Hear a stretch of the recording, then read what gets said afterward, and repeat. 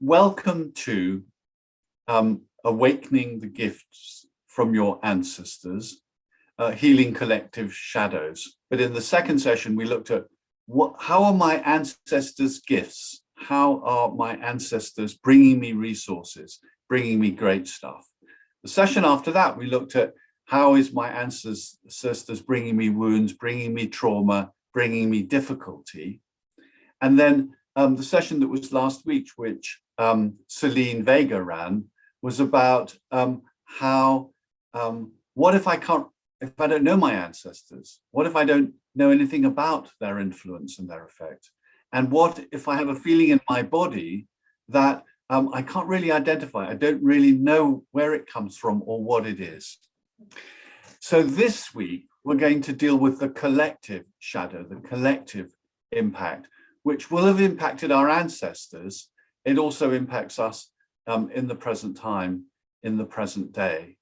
And so I'm really excited to run this session with you. And we're going to look at the impact of the collective shadows on ourselves individually first. And then we're going to look at the impact of collective shadows on society more generally. But first, we're going to apply it to ourselves as individuals. Let me just share some slides with you. So the collective shadow is what, or the shadow, just the individual shadow, the way that Jung might have used the term, is what you're unconscious of. And usually when we talk about it, it's the disempowering aspects of the unconscious. We don't really need to deal so much with the empowering aspects of the unconscious, but if we have things in the unconscious that are disempowering, they tend to get called the shadow.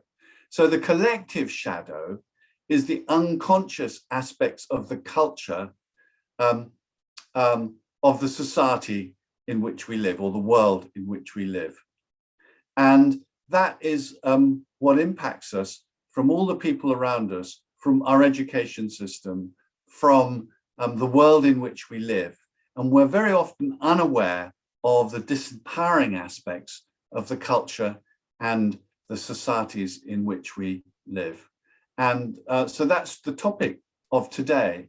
But I'm also going to talk about what I'm calling the structural shadow, which is where public policies, institutional practices, culture, and other norms reinforce social inequality, because that, social inequality is the shadow of our culture, of any culture. That's how the shadow appears, as social inequality.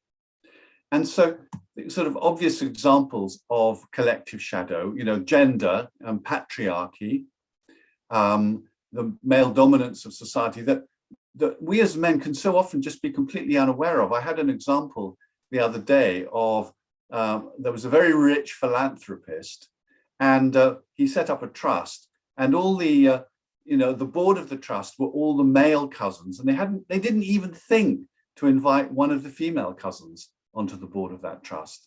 And it may have been completely unconscious on their part. Of course, class in Britain in particular, but in European more generally, is one of the collective shadows. You get benefits for being upper middle class, you get benefits for being upper class, and we'll talk more about that as we go along.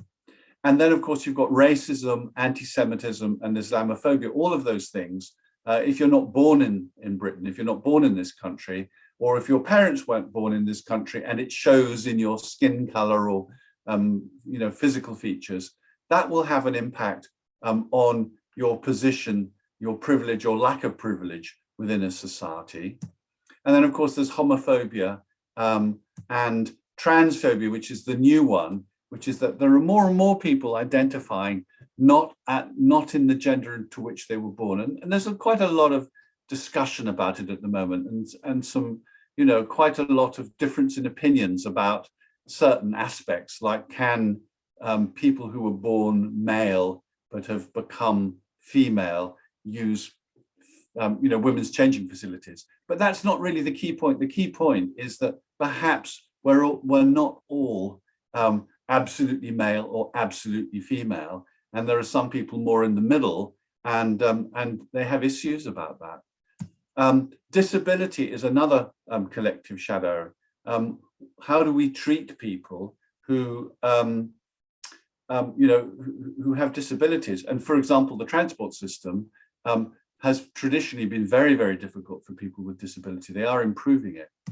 And then, of course, there's the collective shadow of our environmental appropriation, our consumerism, our using of resources without thinking about replenishing them or about our relationship with the environment. And so what I want to have us do in this first exercise is to think about yourself. So, what aspects of your own, of the collective shadow, either empower you or disempower you? So, for example, I'm male, that empowers me. I'm upper middle class, perhaps upper class. I'm white. I'm a heterosexual male. I'm in what in the trans world they call a cis male, which means I was born male and I still identify as male.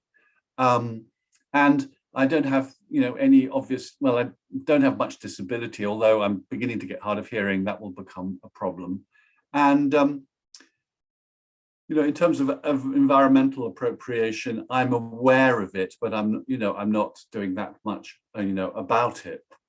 And I want us to also include the psychological as well. So we've got the collective, the ancestral we've been working on for the last few weeks. How did the collective shadow affect your ancestors? That will have been one of the things that you may have looked at during the last few weeks.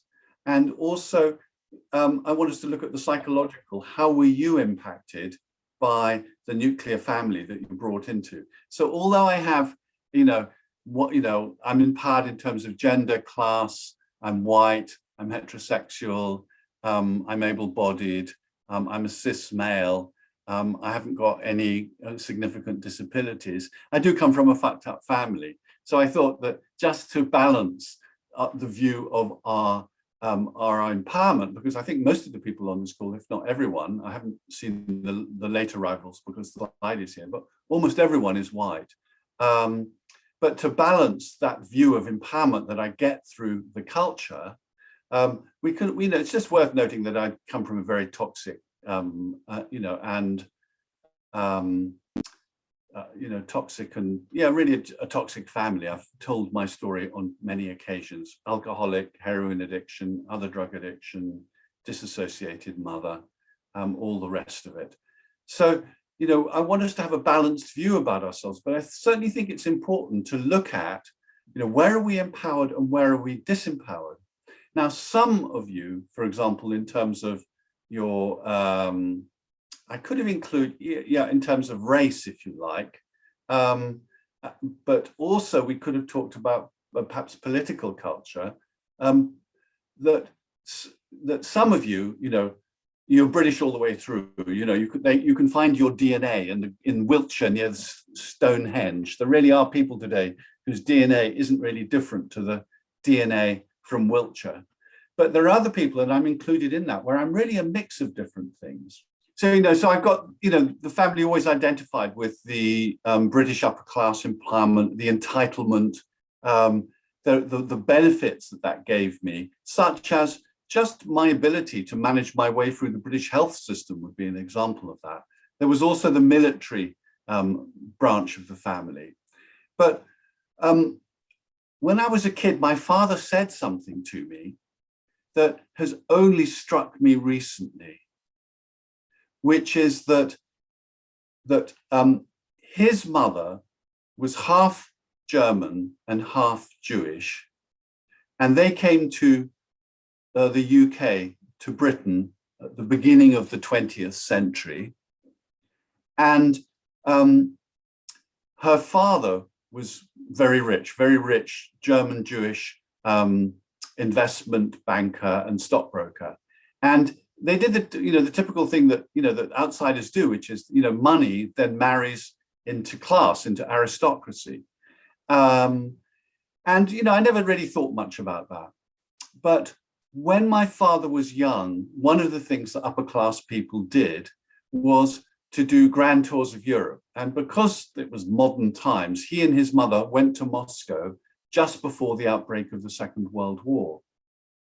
And they then traveled back from Moscow to Germany and visited some of the Jewish relatives that were living in Germany at the time. And then after the outbreak of war, the Gestapo came and took all those relatives away to concentration camp, and they were exterminated. My father said once, you know, it was probably because the Gestapo were watching the station and wondered who these British people were who went to visit the Jewish relatives. He said it in such a low-key way, I didn't notice it at the time. But thinking about ancestors, I realized that that's a shadow. I've always seen myself as being, you know, super privileged for all the reasons that I've mentioned to you. But of course, there's another branch of my family that were outsiders and that were exterminated. And so then you get this sort of mix of privilege and entitlement with this mix of destruction, being an outsider. And then we could, you know, I could talk about the Irish branch of my family that I don't know enough about.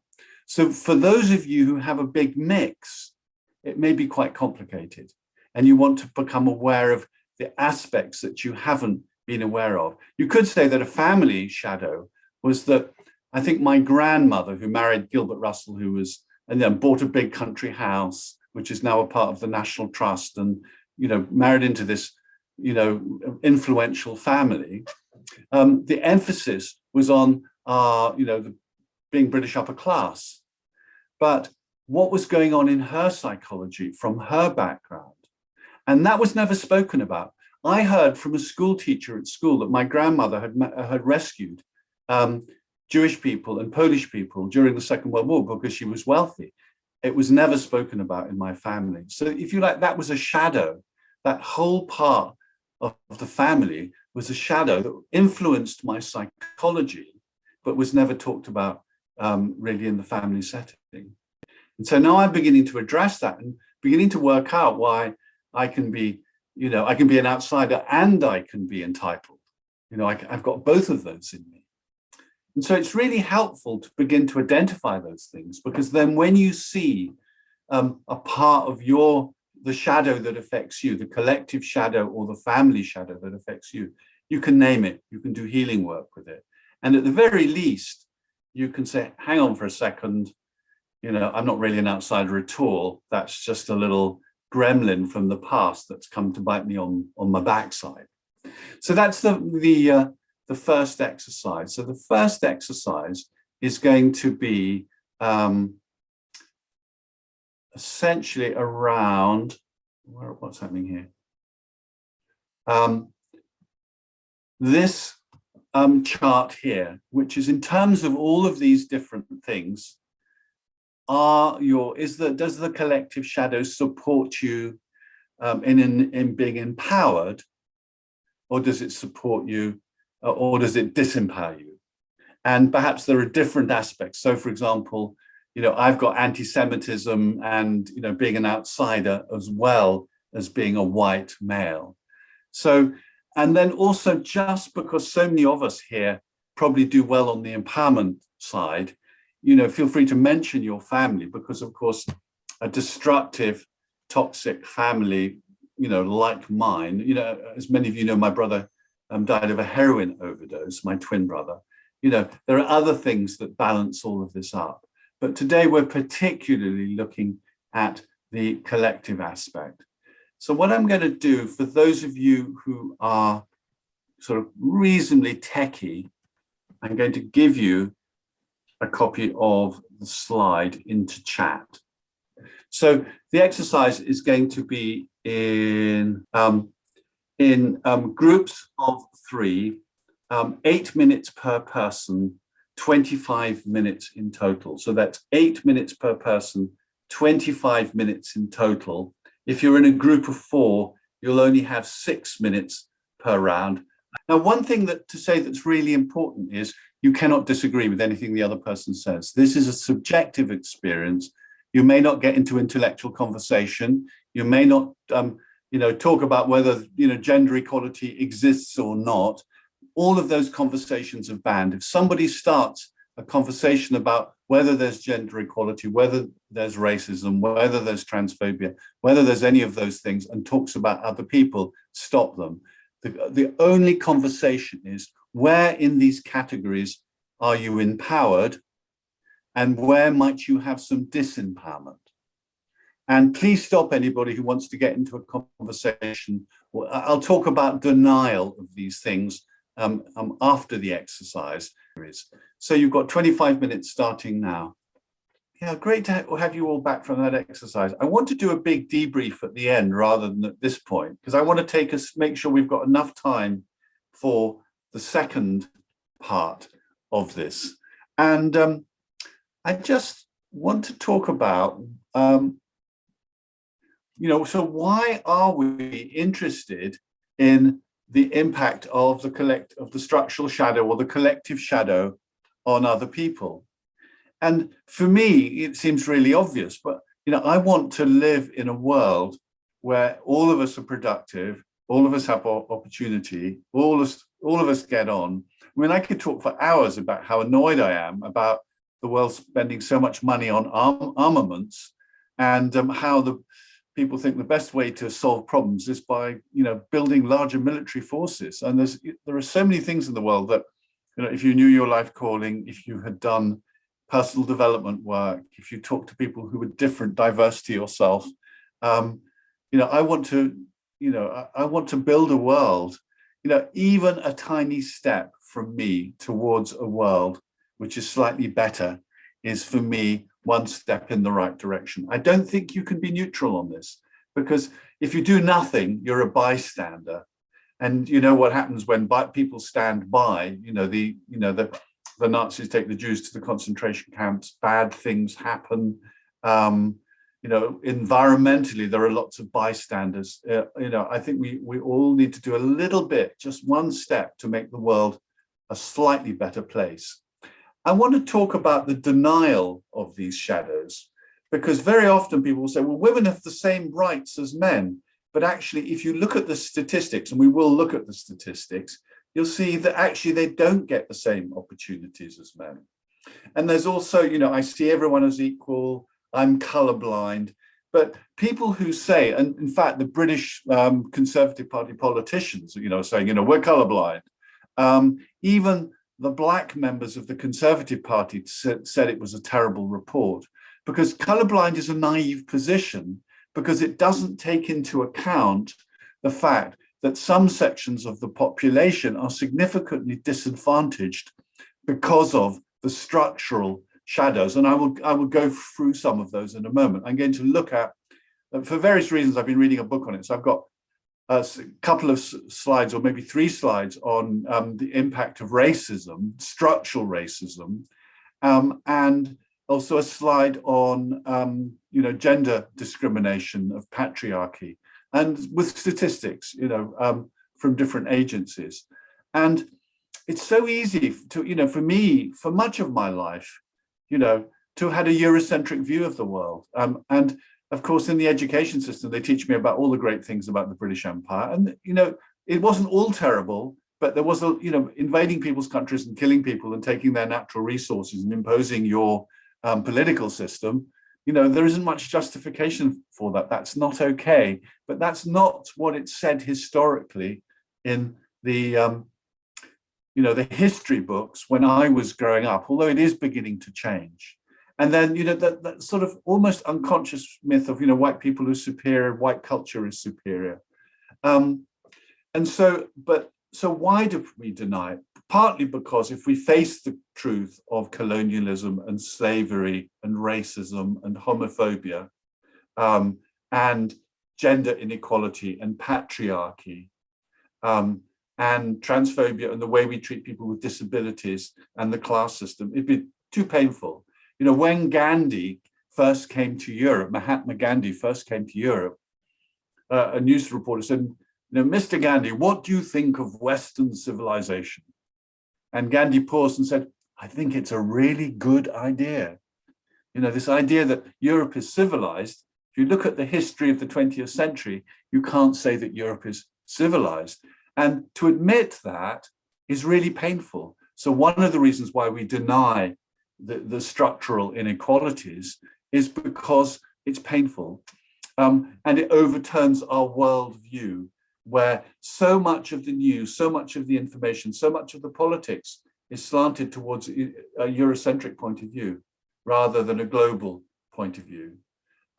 If you look at countries which were in colonial empires and you wonder why they've got dictatorships, it's because if you come and take a system of democracy that hasn't been, if you take a political system that hasn't been developed on the ground in the country, in that country, it's not going to fit very well. You can't just, take a system from one place, translate it to another place and expect it's going to work well.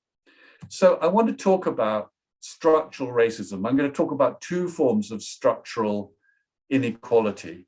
First, I'm going to talk about structural racism. Then I'm going to talk about gender inequality. So structural racism is a system in which public policies, institutional practices, and culture reinforces racial group inequality. And you may be sitting there with your arms crossed saying, I'm not racist or homophobic or anti-Semitic, Islamophobic or transphobic. Maybe you're not, but we have to really bring to consciousness, bring into our conscious awareness the way that the system is. And to think about some of the ways in which the system is and what it is that we can do about it to remedy it, to make it a little bit more equal. So I just want to go through some examples of structural racism for you. So in school, Black kids are 3 times more likely to be permanently excluded from school. Black boys systematically are marked down by their own teacher at SATs, which is, I think, the end of primary school. And what's interesting is that when they take the same papers and have them marked by teachers from other schools, those kids get significantly higher results. At university, so the good news is that a greater proportion of, and all of this information is about Britain, by the way, this is UK-based information, a greater proportion of Black students go to university in Britain, which is fantastic. Greater proportion compared to white and Asian and other ethnic minorities. But Black students are less likely to be accepted into the high-ranking universities, the Russell Group of universities. And they're the most likely to receive a third or a pass. And you can't say that that's because they were less clever, because more of the Black students got into university. You can't use that argument. But it may be to do with the fact that 70% of professors in British universities are white and male. And in terms of gender equality and, sexual misconduct, and even not sexual misconduct, but, sort of mild sexual harassment, all of those sorts of things are going to affect women as well. So that's a statistic, both in terms of, white and gender, race and gender. In work, job applicants with white-sounding names get interviewed more often than those with African or Asian-sounding names. 45% of Black 16 to 24-year-olds were out of work in 2012. Between 1991 and 2011, Black men had double the unemployment of white men. Less than 1% of boards in the UK have Black or ethnic minority representation. And in the criminal justice system, twice as many Black people are likely to be charged with drug possession, despite a lower use of drugs among the Black sections of society. And if you're surprised by that lower use thing, that shows how you've been affected by the right-wing newspapers, the cheaper newspapers. So that's a really powerful statistic, isn't it? Twice as many Black people are likely to be charged with drug possession, despite the lower use, and 5 times more likely to be charged rather than cautioned or warned. That's 5 times. So you can, for those who are not Britain, you can be warned, nothing goes on a record. You can be cautioned, you get a record, but not a criminal charge. And 5 times more likely to be charged. 30% of all Black men are on the national DNA database compared to 10% of white and Asian men. Health. Black people are more at risk of being, Black men actually are more at risk of being compulsory sectioned under the Mental Health Act. Compulsory means locked up without their agreement. And they have higher doses of antipsychotic medication. They're more likely to be long-term psychiatric patients than the white population. They're less likely to be picked up with a diagnosis of dementia, which of course would bring all sorts of other social service support to them and health support to them. And this is just a recent one from this year, a report from one of the big obstetrics or gynecological medical organizations say that Black women are 4 times more likely to die in pregnancy or childbirth in the UK. So, but I didn't want to just talk about racism, because in fact, if I had time to do the preparation, I would have talked about homophobia, education, the class system, all of these other things. But I'm just going to do a couple of slides on gender. So structural gender discrimination is a system in which public policies, institutional practices, and culture reinforces gender inequality. UK women earn an average of pretty much 20% less than men. In 2021, the United Kingdom ranked 23rd on the Global Gender Gap Index. That's a pay gap index. So it shows, in Britain, we think we're one of the most advanced countries in the world. In so many different areas, we're not. And this is really really surprising to me. Women are only 3.5% of the FTSE Financial Times 250 organizations, the top 250 organizations in the UK by turnover are CEOs, only 3.5%. Women MPs, only 34%.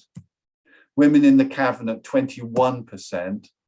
And this is really pretty obvious, but when interviewed, women say that 75% say more is needed to be done by men in the household, and only 12% say that gender equality has been achieved.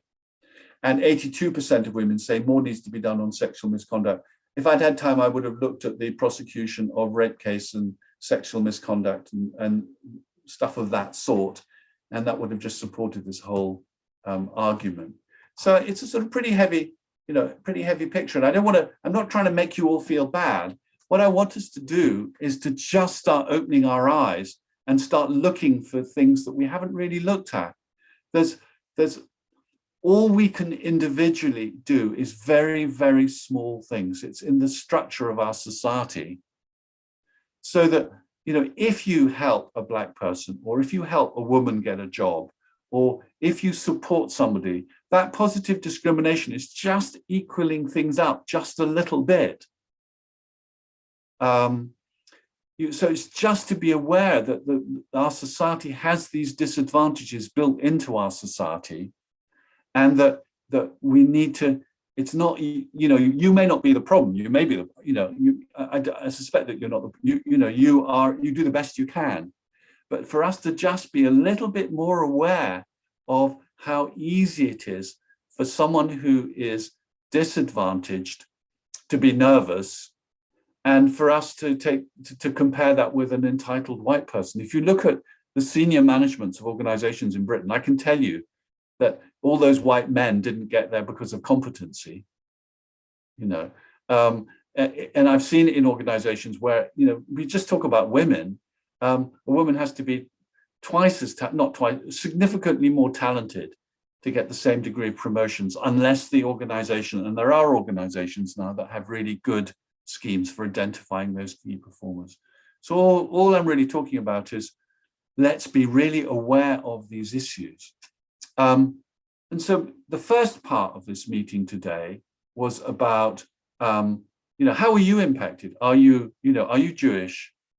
One of the things, or are you, one of the things I noticed is that recent immigrants, including white immigrants to the United Kingdom, who came from ex-Soviet republics, really have a different level of emotional safety in relation to government and the police than people who were brought up in Britain. And so, one of the interesting things, I mean, don't want to get into a big conversation about it, but, many of the people who don't believe in vaccines in the UK their ancestors have come from old ex-Soviet republics where the truth was not something that the government really engaged in.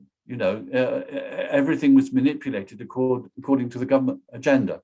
So Angie's got a question. Let's take your question, Angie. In terms of some of the work that I'm doing in the charity where I work, what I've noticed in terms of diversity, inclusion, equality is also now looking into belonging. Yes. And I just wondered if you sort of had any take on that in terms of thinking about what we've been discussing sort of in the series, really. Well, actually, I'd be interested in you saying something about it. I'll pass the ball back to you. Okay. I think for me,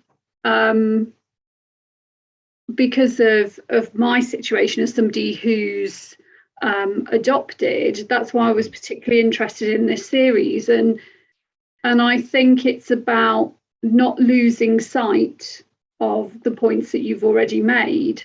But I do, I think that sense of belonging is certainly something to, that for me is a real marker that we're getting some things right. Yeah, absolutely.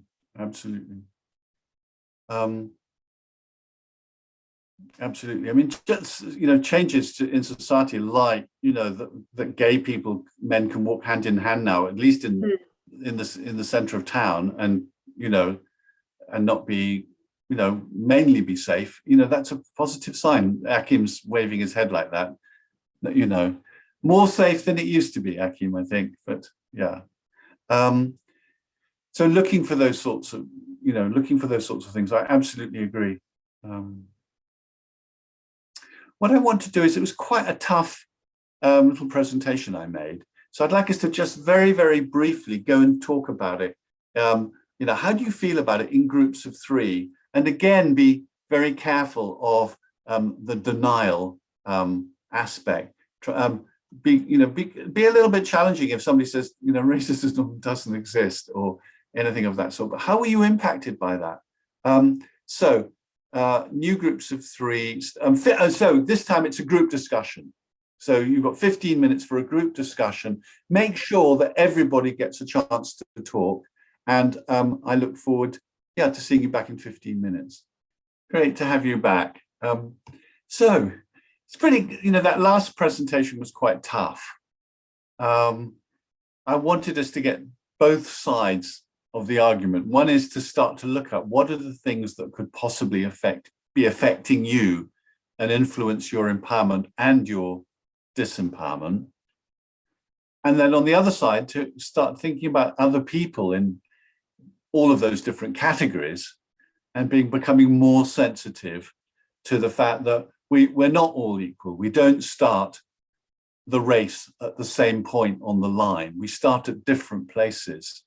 And therefore, can we be supportive and helpful to people who are starting, who started the race at a different place to ourselves? What are your thoughts? What are your questions? What are your comments? Oh, Gianrico. Yeah, we talk in our small group about the effects, and of course, and I remember a professor of mine, Johann Galtung, which he made this this theory of structural violence and how it affects everyone if there is an issue of structural violence. If you belong to a minority, if you belong to another gender or whatever. And we discussed this, and we discussed in the in a small group also some small steps toward a solution. Yeah. What were the small steps? What small steps did you discuss? The small steps is to be aware of your how you behave, to be more aware, to be interested, to be also interested to if I have a relationship, a business relationship, or maybe a friendship or whatever, to be interested from what does it mean? What are maybe the cultural milestones which I should pay attention to, be gentle, to don't Yeah. So to be interested, to be to be aware. No, I've got an example of that recently. There's a psychotherapy organization in London, and they did a Zoom session on race. And I think that I think 80% were white, maybe less than 20% were black. Small amount of psychotherapy organizations, very white middle class type of thing. When they went into breakout rooms, all the black people asked to go into a breakout room on their own, and all the white people were disappointed. So we want to hear from you what it's like. And they said, one, we're really tired of telling you what it's like, and two, actually, you often don't listen. And that what their experience was that it was really hard to talk about race issues, even with people who were, anti-racist, even because the white people maybe felt guilty about it. And I had just had lunch a few days before I heard this with someone. One of the things I'm proud about in my career, there was a guy in a very, very big global bank who was the head of the electricians in a global bank. And he's a black guy from East London. And I helped him get a promotion to the head of the whole department. And he ended up being an executive director of running the whole property services in the organization. And a new boss came in, gave him a year to make some changes, but came to him 6 months later, 6 months into the change program, and said, "You haven't finished them yet. I'm bringing in a boss above you." Now, we don't know whether that was racism. We don't know whether he just wanted to give a job to a friend. We don't know any of those things. But at that lunch, I didn't say to him, "Do you think that was racist?" I didn't say that. And then once I'd heard this other conversation, I went back, I emailed him back and said, "I wish I'd asked you at the lunch, do you think it was racist? I wish I'd opened that conversation." And he said he didn't think it was racist. We're going to have lunch again. You have to also remember that in all of these inequalities, there's this thing called introjection, which is that if you're in a family, let's talk personal psychology, that disempowers you, you may end up believing the things that you learned about yourself. You may start treating yourself. And the same will be true for, there are lots of women who support patriarchy because it's introjected. There are going to be black people who believe that perhaps they are inferior. There's going to be all of those things happening at an unconscious level. And so we just need to be really aware of it, and aware, we're not going to get the answers. We're not going to get it right. And of course, our education systems, it's difficult. So my mother knew very well educated black people after the Second World War. But as she got older, she read the Daily Mail. Having read the Daily Mail for 20 years, she started to become racist. I'm lucky because my father had very educated Indian friends from Sri Lanka and southern India. And so I was brought up, but if I hadn't been brought up around those Indian friends, I would have thought that all Indian people ran corner shops because, there's an awful lot of corner shops in England with Indian people. It's not surprising that we judge the world based on our experience of the world. But if our experience hasn't been very broad, we need to just be aware of that and challenge our own stereotypes, challenge our own thinking as well. I think the other thing that, Enrico, that you reminded me of was the whole thing about the bystander. Because I had German relatives and Jewish relatives. I wonder what my German relatives were doing in the Second World War. You know, at the very best, they were bystanders. You know, perhaps not at the very best, you know, who knows what they were doing. But in the middle ground, in the middle, they might have been bystanders. And so I've actually really started to think about what it is to be a bystander. And sometimes if I see somebody being arrested, particularly if it's a Black person being arrested, I will go and stand and watch. And I've even on occasion taken a video, because, you know, it's one of the things that we can do now in the UK. We're allowed to video arrest situations and police action. I'm determined not to be a bystander. Also, you know, when I see racism happening, it doesn't have, I haven't seen it, don't see it very often because I'm a white guy living in white, you know, very white communities.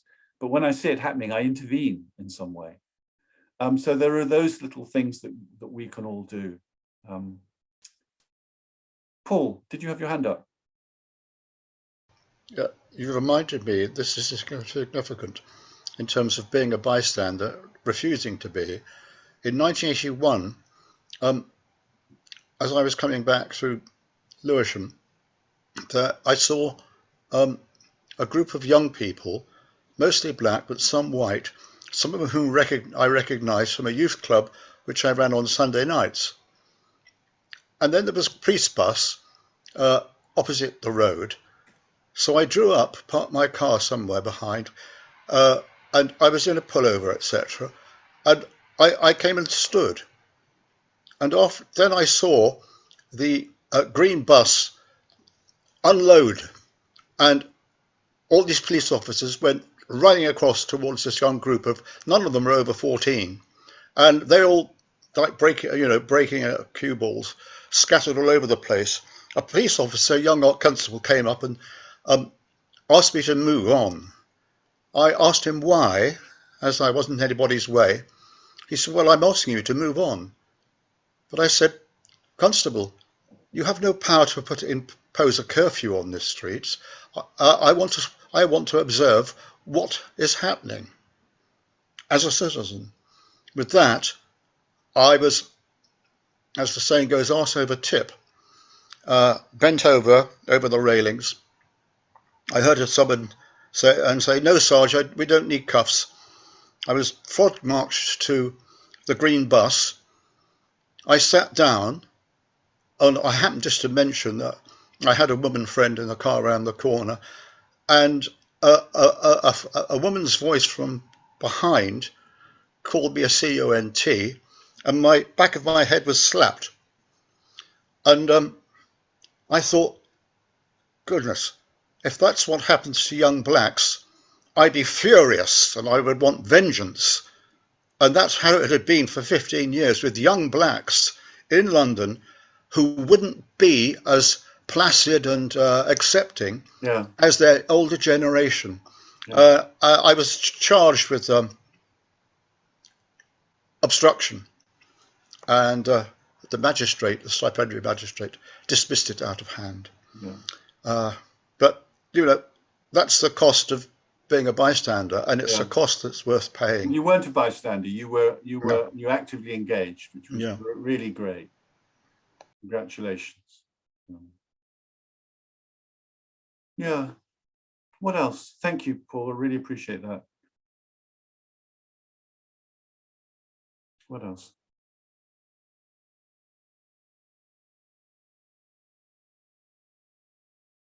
There's a really fine balance, I have to say, about being aware of our culture and our society, and also our history, you know, British history, without getting so, you know, miserable and guilty about it. You know, it's sort of like, I can't do anything about what my ancestors did. You know, don't have the power to do that. I'm not responsible for what they did, but I am responsible to some degree to doing what I can in my little way that would make a difference in that regard. It's like I don't have to take full responsibility for what my ancestors did, but I can also just seek to be a good citizen. That, you know, so it's sort of like a balance. What else?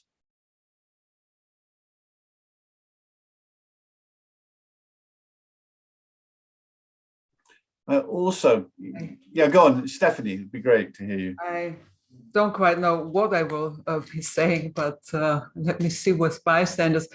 For instance, when this video came through about George Floyd, when he was basically murdered, I couldn't believe it because there were so many people there, and even other police officer, and even a police officer of color, and I could not believe it. But nobody did anything. Yeah. And and then we had a lot of unrest here in the States, and I got to work a little bit with a group around. There is a social worker called Resma Menachem, and he wrote this book, which is quite remarkable, My Grandmother's Hands. And he has an approach which is actually how each of the groups, I mean, all people, somatize how we are, how we carry that within us. Yes. And in one of these groups, I really also understood that me, as a kind of a West German relic, who went, was in all these big protests against the Trident missiles, and I was in Greenham Common, by the way. It was, the American Air Base in Greenham Common. The women's camps, for those of you who don't know, there were these massive women's camps at Greenham Common against the American nuclear missiles in Britain. Yeah. It was a big feminist moment in British history.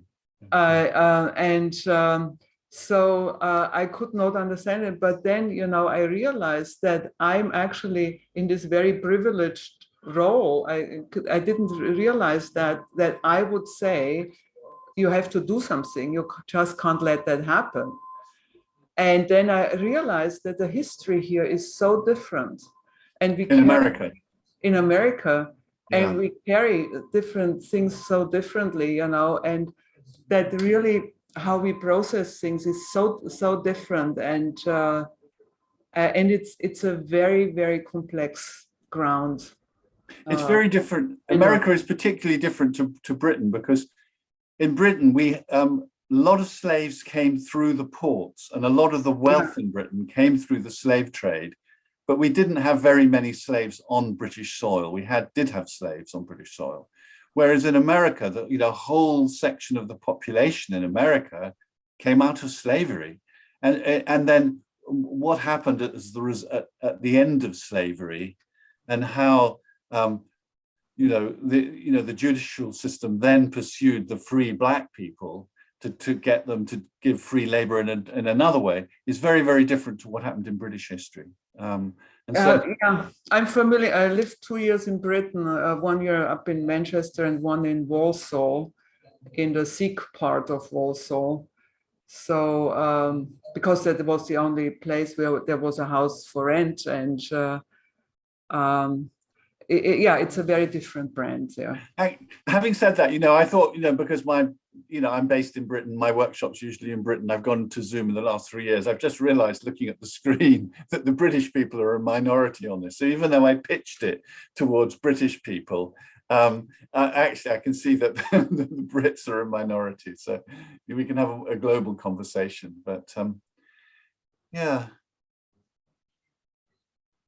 Just to add a little bit from a Canadian's perspective, what you said, all the inequalities for Black people in Britain, it's like that in Canada for our Aboriginal people. Native Americans, yeah. Yes, exactly.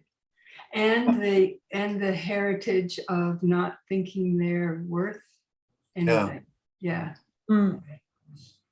Not all, of course, but a good. Yeah, if you're really oppressed like that, then you end up thinking, it's infectious. It gets in your system. One of the worst examples is the whole thing, female genital mutilation, and women, mothers do it to their kids. But we get that as well. My mother was in the Second World War, in the front line as an ambulance driver. She saw how that war is not romantic. She saw how awful it is. And for various reasons I won't go into, I got offered a place in the, the Grenadier Guards, which wear the big, the big hats and the red uniforms. And she said, "Oh, darling, you'd look so lovely in uniform." And that, that was introverted patriarchy. She took that military thing, and she was thinking, she was putting her son at risk. We've all got that. So whatever it is that you've been exposed to, you may have taken it inside yourself. It may be a part of you. You have to really look at that, Angela. Yeah, I was saying before to Paul and Achim that effectively very often, at least what I noticed in my personal story, is that when I was in my normal social environment, which was pretty homogeneous when I grew up, I didn't notice the certain stuff, you didn't speak about it, or you didn't see them in the streets, like even disabled people in Italy, the infrastructure is super bad in comparison to Germany. In Germany, you see a lot of blind people in the streets or other people because they have an infrastructure they can base themselves on. Yeah. And in Italy, much less. And so by difference, when traveling, you start to notice eventually what is not so evident. And for me, only lately, through actually the studies that I'm doing at university as a master, so not regularly, I'm reading some books about what does it mean to be a woman. I grew up relatively independent, relatively free. I could travel, I could do adult stuff, I work and everything. But looking at the history, for 4,000 years, women were not considered equal. They were considered just the things belonging to man, or because of the Catholic influence in Italy, most of all, but also in other countries, because sincerely, with my friends, even French or German, I noticed the differences are relatively limited, finally. A lot of stuff are considered as normal, and you don't even notice. Yeah. So what you were saying, that you are in a way almost patriarchic yourself, because certain stuff you didn't even thought could be possible. Yeah. And only now I'm starting okay, maybe I should look at that field, maybe I should look at that one, just to open up already myself to get rid from certain habits of thinking and reacting to men in my environments at work or whatever. So I think it's really also, as usual, I really pretty deep personal process first, and then to be also more aware towards the others then. Yeah, that's why, that's so important. Yeah, to do it for one's own self and for one's own growth, but also then to increase one's awareness of, if this is how it impacts me, this stuff, how does it impact other people? Just being sensitive and aware of it. I've gone out of my way, I'm more consciously going out of my way to have positive interactions with Black people on the street in my neighborhood, and I have positive contact with people. It's just such a little thing. I can just be friendly. I can be friendly to anyone. Generally, I'm friendly, but I go out of my way to be friendly with people who are different to myself as well. And there are things that it's like we have to look at what have we been brought up with, and how has that affected the way we treat people, how we think about people, and how do we take those thoughts out and say, actually, let me look at this person rather than what it was that I was trained, what I learned from my childhood, from my upbringing. Yeah, exactly. What you learn maybe not to see, because for example, I'm thinking about a couple of friends of mine. They are originally from Morocco, so they are Islamic. We are friends, so I had no problem with people being Islamic. And then they moved to Switzerland. And among us friends, it was normal to say it's going to be difficult for them there because they are Arabic and Islamic. But we were, I don't know, it's weird because we were aware of it, but somehow it was normal too. I don't know if, we were not pissed against the system. We just thought, oh, it's going to be difficult. More difficult for them, point. Yeah. Thank you. Angie's got a hand up. I was just noticing how much talk there still is about imposter syndrome. And I just think it's really, that is a way of individualizing what is, often, as you've sort of said, a structural problem. And I think this is why for me the sort of personal development work is so important to understand myself. But I do feel that that's thriving because of some of the structural disadvantages that are there. Imposter syndrome for women in particular. I would say for women, but I think it probably cuts across a whole range of different sort of issues, really. I mean, it's interesting. I mean, it's interesting. It's one of the things when I'm working as a coach, if a man can do a job 70% and he can't do the job 30%, at the interview, he will brush over the 30% and really promote the 70%. Whereas a lot of women will say, I can't even go for the interview because the 30% I can't do. And that's a part of patriarchy, there's a feeling that men can just, push their way through it, and it's a good thing to do. But, just be tough and go through it, and, in a way that's taught to boys that hasn't been historically taught to women so much. You fake it till you make it, teach that to a boy, but women have it less than men. There's all sorts of stuff like that that's very out of awareness for people. Yeah.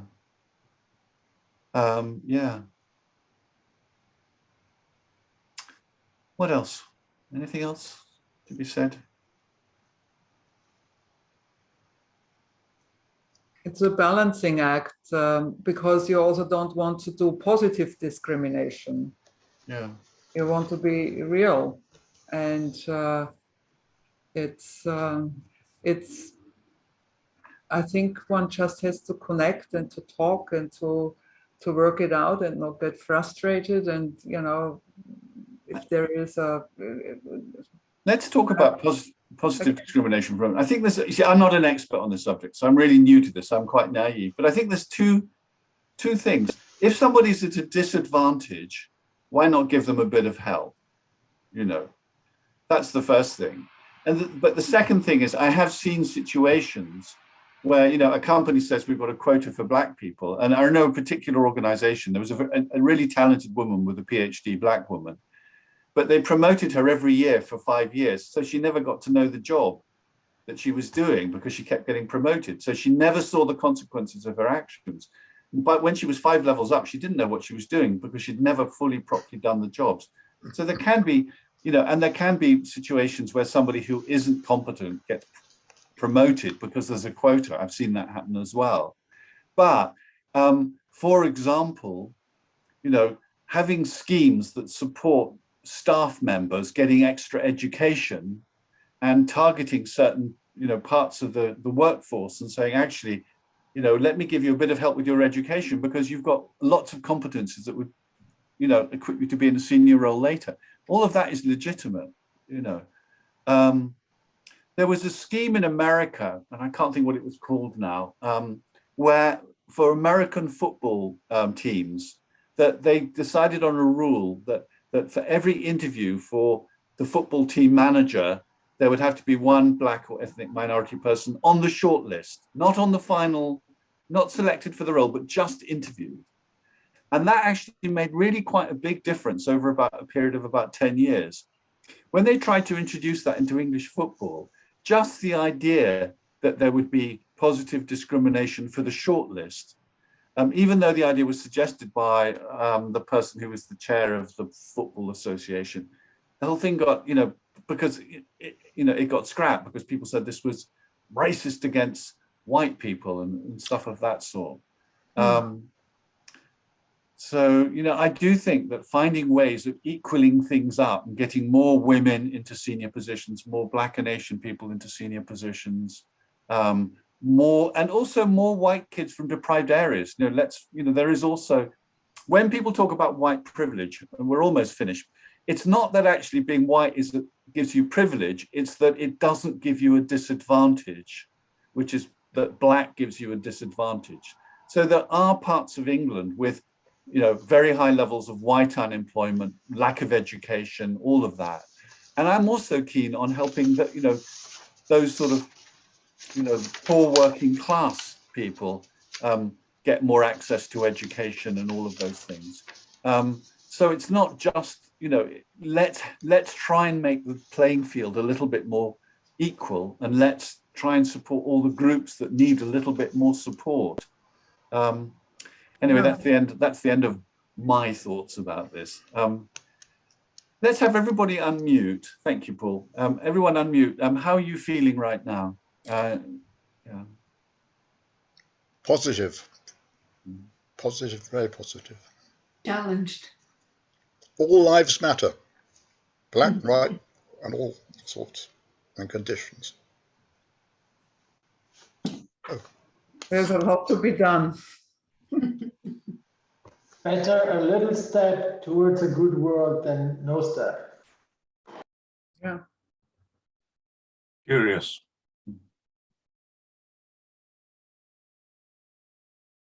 Long way to go. Yeah. Has everyone spoken? No, very challenging.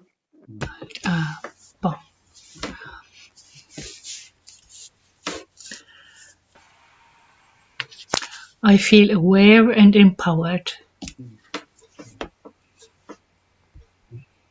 Passionate. Isa's here. Her mic isn't working. So I wanted to say something. go on. Conscious and happy to maybe to recognize stuff that I still don't see in myself. Right.